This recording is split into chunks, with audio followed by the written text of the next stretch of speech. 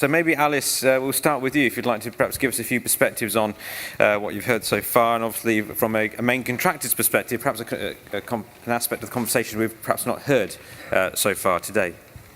Thank you, everyone. I think really insightful session, and I wrote loads of notes, so hopefully I can give you a sort of a brief summary from our point of view. And I think starting with our last presentation, what really hit home to me was the law. The law is the baseline.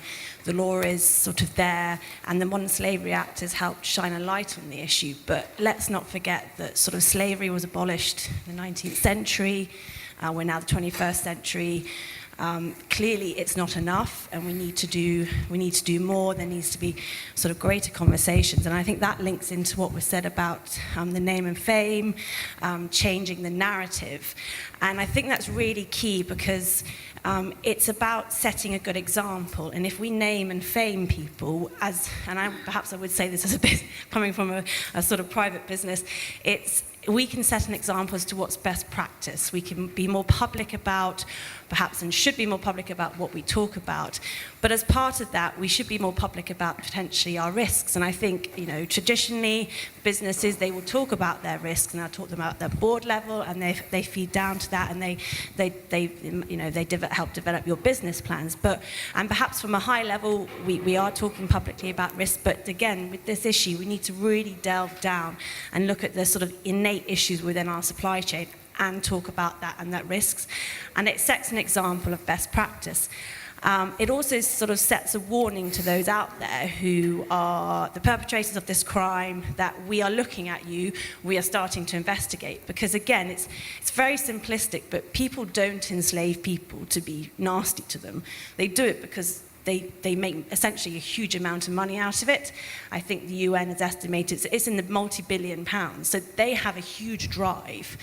And again, that links to, I think, the point about you close one avenue down, it will open up again. And and we need to recognize that it's not a destination that we have to get to. It's a continual journey that we're looking at, and it's our business structures. And we are looking at how our business and how our industry operates and how we can make it more resilient and robust. And individual businesses can do as much as they can, and they can work individually and arguably in silo. But the initiatives such as the GLAA and the construction protocol mean that as an industry we can tackle it, and it's only going to, the action and the results are only going to be sustainable and valid if we do that as an industry, because we share our supply chain. So if we find a problem, we're not going to be the only main contractor that has that problem. If one of our competitors finds a problem, we might well have it in our supply chain too. So it's about having the comfort to share that and to talk, I think, publicly about those risks without, at the moment, fear of sort of being slammed down. I mean, you have to have accountability, but I think to really get actionable results at the moment, we need to have far more public conversations about it. So. That's fantastic. So I'm going to open up to the floor. If there's any, we have one over there. We'll take that gentleman first, and then we'll go over there. Hi, it's Craig Melson from Tech UK, which is the representative body for the UK tech sector. I was really interested in the presentations looking at the kind of role of data and how that data can be leveraged to channel law enforcement interventions, actually derive insights. But one of the challenges that we've had, and we've heard from police forces, we've heard from NGOs, we've heard from stakeholders across the board, is that all this data it's not an open format for this data. So you have to be a customer of Maplecroft, you have to be a customer of Dun & Bradstreet to have their risk index. The police forces can have the IBM AI tools. There are all sorts of data that sits in lots of different pots, and it's very disparate. Is there a way that police forces, industry, and that can actually kind of bring all the data together and make it sort of usable by the public and private sector? So that's a fantastic point. I'm going to just bring in the gentleman over there and see what that perspective is. Hi, I have a question for Sam Haynes, and it concerns the presentation of data. You said that in terms of the predictors that you identified for regional variation, you suggested that it's not the prevalence of low-paid jobs. What seems to be determining who might wind up in situations of modern slavery turns on qualifications, minority, ethnic status, and nationality. Now, those two are normally highly correlated, right? That's the first thing. The second thing is that when you suggested that there was a difference between what you actually found and what you predicted, right, the difference between those two sets of data, you didn't mention that there may have been a time lag. So, for example, the fact that we know that there's been greater enforcement in Leicester, that there's been greater reporting, surely that would have been picked up. And in fact, that might suggest that there has in fact been some progress, the fact that what we're seeing in Leicester now differs from what you might have predicted, possibly based on order data. Okay, so thanks very much for those two data-related points. So the first one around provenance of data, accessibility of data, aggregation of data perhaps, and how does that make that expand and cumulatively benefit more? And then specifically on the prediction model and maybe an element, or what is there, reporting and a time factor element. So maybe Sam, you can start and others will chip in. Yeah, sure. So just on the first question relating to the sort of the correlation between low qualifications and foreign-born populations. So those two, they may well be correlated, but low qualification takes into account anybody regardless of nationality. I think the last report from the relating to the modern slavery data, I think it showed that UK victims, I think the third or fourth most common nationality. Those are kind of, in the data and how it's collected, those two are very separate, completely separate variables. So they kind of do some analysis about the correlation between them, and it wasn't enough to kind of drop them out. So they are measuring two slightly different things. The second question about time lags. So we matched the data from the modern slavery reporting about number of victims so it was 2016-17 and 2015-16. So we matched that with the corresponding ONS data, specifically from things like labour market statistics, which is updated, I think, about 6 months or a year's lag, depending on the variable. And also things like, so the census data, that is a fair point that there is a lag between when the census is done and then now. For things that are relatively slow moving, so the makeups of populations, they are relatively slow moving. So it's a kind of an underlying limitation of the approach, is that you can't get perfect information that all kind of syncs up. So maybe the next time the 2017-18 data comes out, the picture for Leicestershire may be very different. That'd actually be quite interesting to find that out. We'll rerun the analysis with updated information and see where Leicestershire kind of sits in relation to the rest of the country and where it kind of should sit based on its demographic variables. If that answers your questions. Okay, thank you. Maybe Mark, we'll probably carry on in terms of data, and I think the bigger picture of data, because a number of you have access to bits of data, and we'll see how that kind of fits together, perhaps. I wish I knew, in all honesty. And the reason I say that is not to be funny or glib about the subject, but we're all very protective of what we've got. I'll say this as someone that's worked in law enforcement for quite a long while in a number of forms. We're so protective of what we've got within law enforcement, I don't think we're too receptive, or as receptive as we should be, about what you have in the private sector. The analysis that Sam and colleagues and others in that field will conduct is invaluable to law enforcement. And to answer your question very directly, what needs to happen is we all need to sit around the table, respective sides, and say, this is what we've got, how do we effectively use it? Because I really do think we're missing a trick. Law enforcement needs to be, in my view, better at sharing the data, the trends, to get an understanding of what's really happening out there. Interestingly, and not having seen Sam's map of the UK, I could have picked those hotspots simply from the work that I've done over the last 10 years. So the data is invaluable now for me to take back to say, there are other tools here that we can use to address resourcing, recruitment, planning, prevention, engagement with construction. We do know there's a significant problem in the southeast. We get very little intelligence about Manchester, Leeds, West Yorkshire. Look at the map, Birmingham. We need to be better at using that basic information to take us forward. So law enforcement needs to catch up. needs to recognise that others in the room have got every bit as much information as we need to use. I think I said in my presentation that data is power and people use it in that way. And it comes back to Mark's point.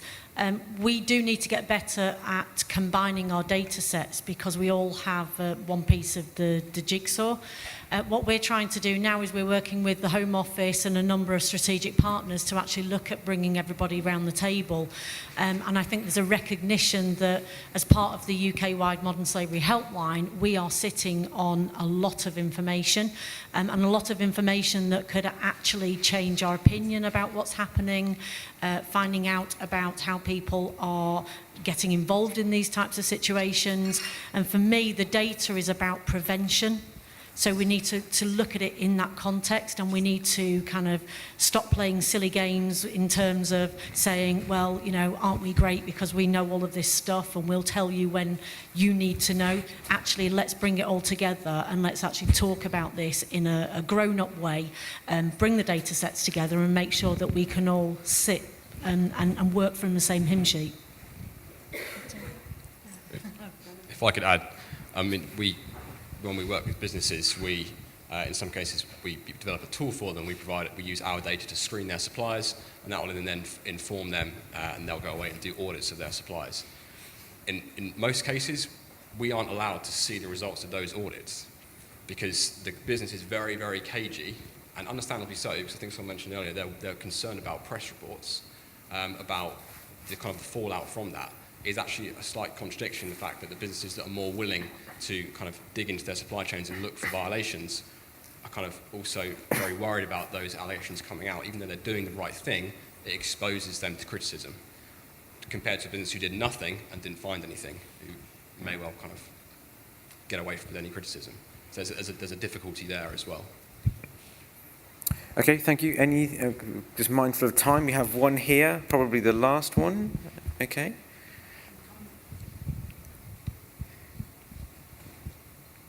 Thank you very much. Thank you. My name is Imelda. I'm a student at the University of South Wales. I'm doing Master in Global Governance. My question actually is about the indecent work. This is actually one form of modern-day slavery. But the thing is, some governments around the world, they do really protect business owners because perhaps they are big taxpayers. They don't want to lose a big taxpayer. They'll instead close their eyes, pretend they're not seeing what is happening around, and there is modern slavery going on. So basically, it is possible to probably eliminate modern slavery, but how is it going to happen without involving business owners? Is there any plan to involve business owners to take the lead in changing this modern slavery? Thank you. Great, thank you very much. Who'd like to take that one then? The international context and the role of business.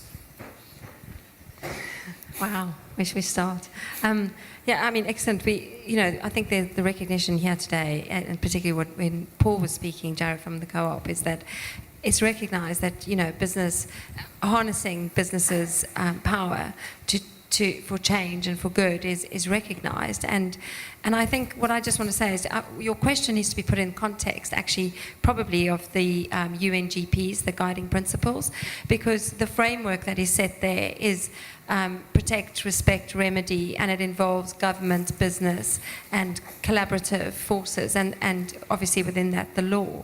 So I think, what is needed is, much more international impetus around how governments will uphold the law in enforcing breaches of domestic legislation like modern slavery, human rights.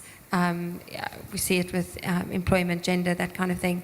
And business really stepping up to their duty to respect and probably being pushed a bit on the enforcement side, if that's right. But I think it's being recognised that to address that might need an international convention on business and human rights, and that is being discussed at the moment. But I think we've got a long way to go.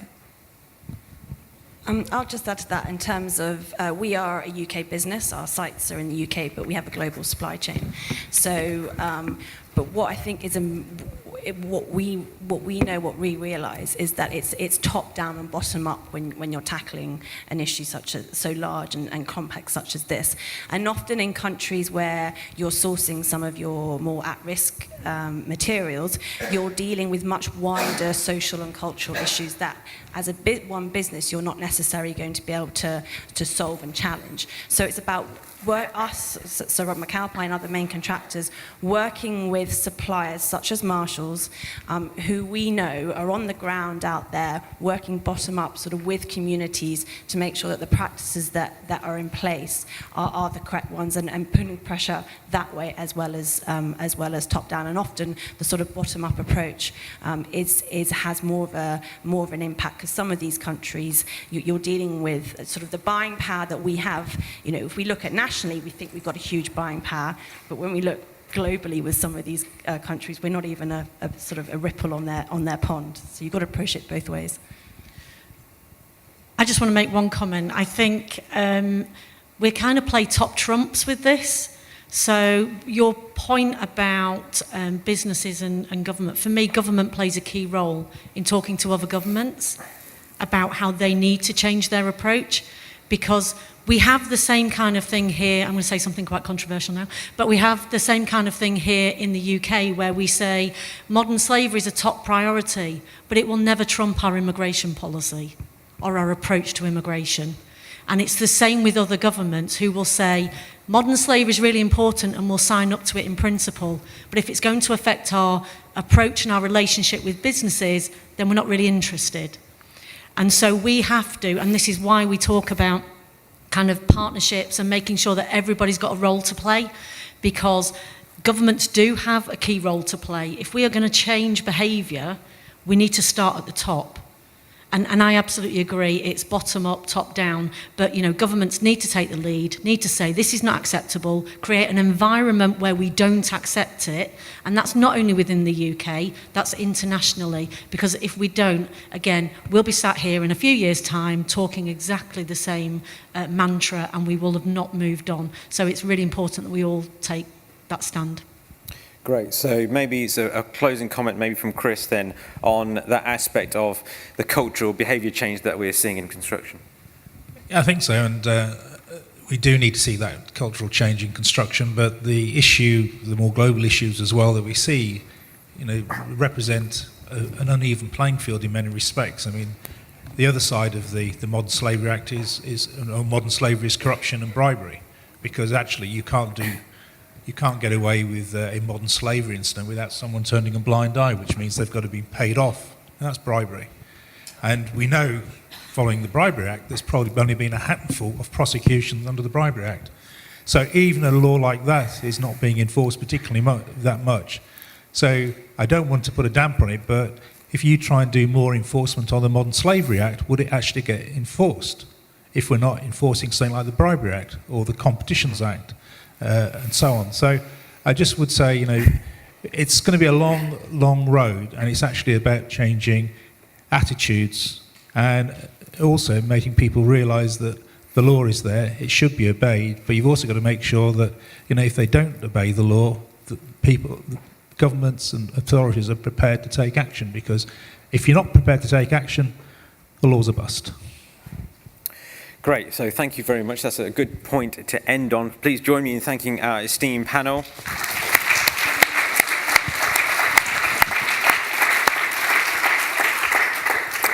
Great, so just a few words to close, and then we'll get into, obviously, what we're going to be doing next. So that concludes the morning plenary.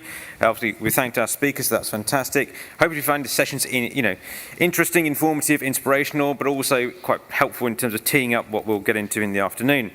Please do note and complete the survey feedback form in the delegate pack you were handed in, and if you can hand that in at the reception area, that would be fantastic. We're going to have lunch in a moment. The exhibition and networking area is going to be open up there. Please do make your way to your chosen workshops for this afternoon, either on the 2nd or the 5th floor. Give yourself 5 or 10 minutes for a prompt 2:30 start, so we've got some decent time to have a chat. And quite often with so many of these things, you've got like a list of all the people you've been going, must speak to so-and-so, must speak to them. So you've got time to do all of that and form an orderly queue for some fantastic people that you've been listening to this morning. Details of the masterclass on the programme, hopefully you know those too, but to remind you, we've got risk mitigation structuring facilitated by Helen and James Cannon will take place in the Luton's room on the 2nd floor, and sustainability integrated compliance management facilitated by Colleen and Mark Jordan will take place in the Lasden room on the 5th floor. And after those masterclasses, there isn't a plenary as such, but the reception area and networking and refreshments will be provided for those of you who want to carry on the conversations and obviously take notes and actions forward. So to reflect, really, we've discussed the role of legislation, what can business do themselves, the power of data, the power of intelligence. Can we share that? How do we share that?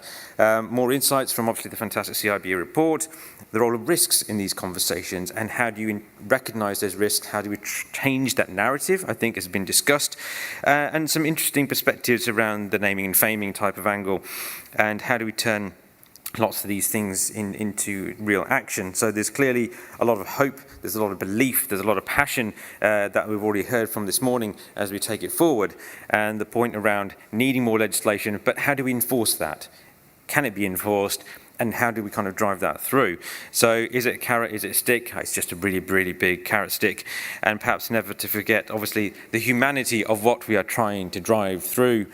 And that it's the people, ultimately, somewhere, somehow, unfortunately, people are being enslaved just in horrible, horrible situations right this minute, and in inhumane situations. And we will never forget that the context of those people.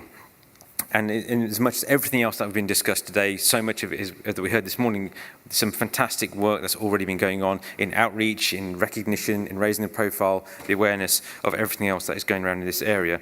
So in closing, we'll say, we will not forget them, we will find them, and we will end bond slavery. Thank you.